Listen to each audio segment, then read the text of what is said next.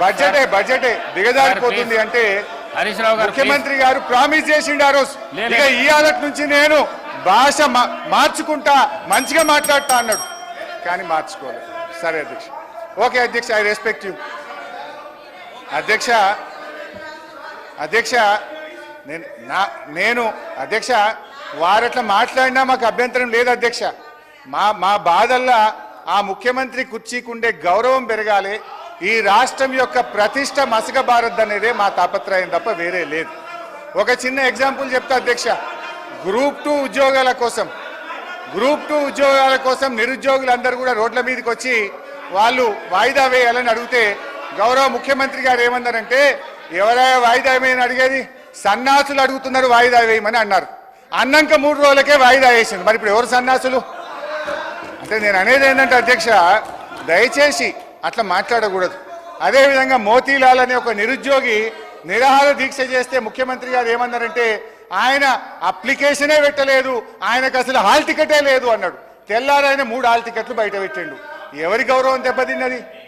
మేమనేది ఒక ముఖ్యమంత్రి స్థాయిలో ఉన్నప్పుడు బాధ్యతాయుతంగా మాట్లాడితే రాష్ట్ర గౌరవం బాగుంటుంది, వారికి కూడా మంచిగా ఉంటుంది. ముఖ్యమంత్రి గారి రాజకీయ రొదలో తిట్ల దాడిలో 6 గ్యారంటీల చట్టబద్ధత ఏమైంది మహాప్రభు అనే ఒకటి సార్ గౌరవ సభ్యుడు హరీష్ రావు గారు దాదాపు గంటన్నర అయింది సార్ మాట్లాడబట్టి. గంటన్నరకెళ్ళి ఒక్కసారి కూడా ఆయన బడ్జెట్ మీద మాట్లాడకపోగా ఆయన భయపడతారు సార్ ఒకటే సార్ ఆయన గ్యారంటీలు అంటున్నారు సార్. గౌరవ హరీష్ రావు గారు మాట్లాడిందంతా కూడా సభని తప్పుతో పట్టించేదిగా ఆయన మాట్లాడి చూస్తున్నాం సార్. గంటన్నరకెళ్ళి ఆయన ఆడికే వస్తా ఆయన గ్యారంటీల విషయం అంటుండు సార్. గ్యారంటీల విషయం అంటున్నాడు. 2001లో ఆయన పార్టీ పెట్టినప్పుడు సార్ కొండా లక్ష్మణ్ బాబుజీ గారి ఇంట్లో పార్టీ పెట్టినప్పుడు నేను తెలంగాణ పార్టీ పెడుతున్నాం, రాష్ట్రాన్ని తెలంగాణ వచ్చే మొట్టమొదటి ముఖ్యమంత్రి దళితుడు అవుతాడు, దళితుని చేయలేకపోతే మెడ మీద తల తీసుకుంటా అని ఆ రోజు ముసలైన సార్. అబద్ధాలు అంటే వీలై, గ్యారంటీలు అంటే వీలై, మోసాలు సార్.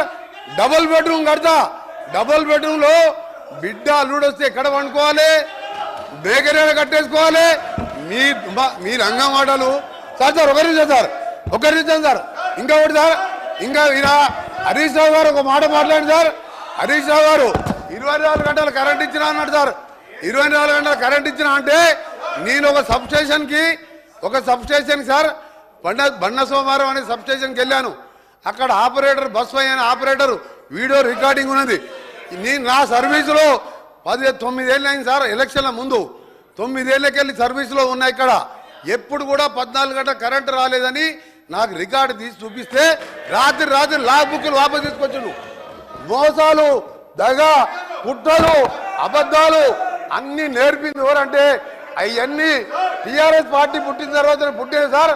ఇలా దళితులు ముఖ్యమంత్రి ఉన్నారు సార్. ఆఖరికి మా దళిత ప్రతిపక్ష నాయకుడు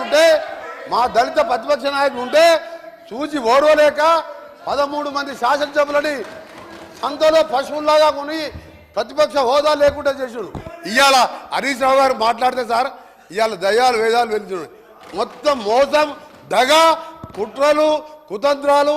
నిజంగా నువ్వు మాట్లాడే సార్ ఒక్క పాయింట్ కూడా సపోర్ట్ చేస్తారు. ఇవాళ ఆయన మాట్లాడేవారు సార్. అందుకని హరీష్ రావు గారు నీ దగ్గర సబ్జెక్ట్ లేదు.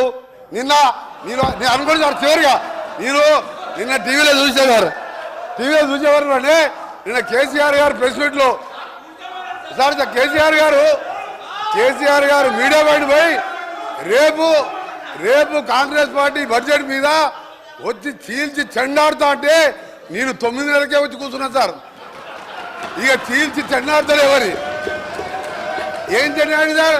ఆయన వచ్చే మొగలు లేక ఈయనని పంపించిండు. మా బడ్జెట్ ఏమన్నా సార్ 72,000 కోట్ల అగ్రికల్చర్ కోసం 72,000 కోట్లు పెట్టాం. ఇరిగేషన్కి 22,000 కోట్లు పెట్టాం. చేసేదే బడ్జెట్లో పెట్టాం. ఇవాళ మీలాగా మోస బడ్జెట్ పెట్టలే. ఇవాళ తీర్చి చెండాడుతాయి సార్. కేంద్రం అన్యాయం చేస్తే, కేంద్రం తెలంగాణకి అన్యాయం చేస్తే సార్ కేంద్రం అన్యాయం చేస్తే తీర్చి చెండాడి మునగాడు ఒక్క మాటకెళ్ళండి సార్. నోట్లకెళ్ళి ఇవాళ మేము మా ముఖ్యమంత్రి గారు Please, మా please. డిప్యూటీ సీఎం గారు Please, కూర్చోండి. మంచి బడ్జెట్ ప్రవేశపెడితే కూర్చోండి. ఇవాళ దాని గురించి మాట్లాడుతున్నారు Please, సార్ కూర్చోండి. నిజంగా ఇప్పటికైనా Deviation చేయకండి. ఎమ్మెల్యే నీ- హరీష్ రావు గారికి సమాధానం చెప్పి మీరు మీ మీరు ప్రతిపక్ష అనకుండా నాయకుడు బడ్జెట్ రావాలని మీద డిమాండ్ మాట్లాడితే చేస్తున్నాం. ఎవరు రారు. కూర్చోండి ప్లీజ్ ప్లీజ్. హరీష్ రావు గారు అదే డీవియేషన్ చేయొద్దని చెప్పాలి. మీరు ఇడికొచ్చుడు గారు, డీవియేషన్ చేయకపోతే ఇవన్నీ రావు. డీవియేషన్ చేయకుండా బడ్జెట్ మీద మాట్లాడండి, బడ్జెట్ మీదే మాట్లాడండి. మీరు మాట్లాడితే వాళ్ళు మాట్లాడతారు. ఇప్పుడు స్పీకర్ సార్, నేను మీ మాట మీద స్పీకర్ సార్, మీ మాట స్పీకర్ మీద సార్, గౌరవం పెట్టి స్పీకర్ సార్, ఏ మంత్రికి కూడా అవకాశం ఇవ్వకుండా గంటన్నర నుంచి నేను మీ మాటలు వింటున్నా. నేను మీరు డీవియేషన్ కాకండి, బడ్జెట్ పైనే మాట్లాడండి. మీరు బడ్జెట్ పైనే మాట్లాడండి please. Speaker sir, speaker sir, ఆగండి ఆగండి. స్పీకర్ సార్, స్పీకర్ సార్, ఇప్పుడు గంటన్నర అంటున్నారు. గంటన్నరలో ముఖ్యమంత్రి గారు, ఉప ముఖ్యమంత్రి గారు, శ్రీధర్ బాబు గారు, జూపల్లి గారు, కోమటిరెడ్డి గారు, 5 మంత్రులు మనిషికి 3 సార్లు లేస్తే ఇక నేను గంటన్నరలో నేను ఏం మాట్లాడినట్టు? ఈజ్ ఇట్ నాట్ డిస్టర్బెన్స్ అధ్యక్ష? ఒకటి. రెండవది అధ్యక్ష, ఇప్పుడు నేను కోమటిరెడ్డి గారికి ఘాటుగా సమాధానం చెప్పగలుగుతా, కానీ నా బాధ ఏంటంటే ఇట్ విల్ డీవియేట్. ఆయనకేమో హాఫ్ నాలెడ్జ్. ఇప్పుడు ఆయన ఏం మాట్లాడిండు? Yes you are half knowledge fellow. అధ్యక్ష, హరీష్ రావు గారు ఐ విల్ టెల్ ఆ మాటను విరమించుకోండి. ఓకే, మీకు ఇబ్బంది ఉంటే తొలగించండి, నాకు అభ్యంతరం లేదు. రైట్ అధ్యక్ష, ఆ పదాన్ని తొలగించండి. సార్ ఆయనకు వారికి హాఫ్ నాలెడ్జ్ కాదు సార్, ఆకారం పెరిగింది చెప్పి అసలు నాలెడ్జే లేదండి. ఆకారం పెరిగింది, ఆయన నాలెడ్జ్ ఎక్కడ సార్? ఆయన ఒక డమ్మీ మినిస్టర్, ఆయన డమ్మీ అల్లుడు. ఆయనకు హాఫ్ నాలెడ్జ్ కాదు, ఆకారం పెరగానే సరిపోదు, బుద్ధి ఉండాలి. దళితులు ముఖ్యమంత్రి అన్నాడా లేడా?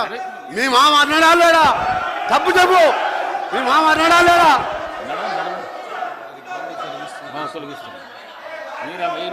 స్పీకర్ సార్, మీరు మాట్లాడింది కూడా స్పీకర్ సార్, ఇదే కోమటిరెడ్డి వెంకటరెడ్డి గారు 50 కోట్లకు పిసిసి అధ్యక్ష పదవి కొనుక్కునే రేవంత్ రెడ్డి గారని ఈయనే చెప్పింది కదా సార్. మరి దాన్ని ఏమంటారు అధ్యక్ష? ఇదే కోమటిరెడ్డి వెంకటరెడ్డి గారు జిల్లా కలెక్టరేట్లు, సచివాలయాలు అద్భుతంగా కట్టిండు కేసీఆర్ గారని ఈయన గారే చాలా సార్లు మెచ్చుకున్నాడు అధ్యక్ష. ఇవాళ నేను ఎందుకు ఆ మాట అన్నంటే అధ్యక్ష, కోమటిరెడ్డి వెంకటరెడ్డి గారు మేము అగ్రికల్చర్కు 72,000 కోట్లు పెట్టామన్నాడు. అంటూనే మళ్ళీ వెంటనే ఇరిగేషన్కి 22,000 కోట్లు పెట్టమన్నాడు. ఆయనకు అర్థం కాని ఏంటంటే బట్టి గారు చేసిన అంకెల గారిని వారికి అర్థం కాలే.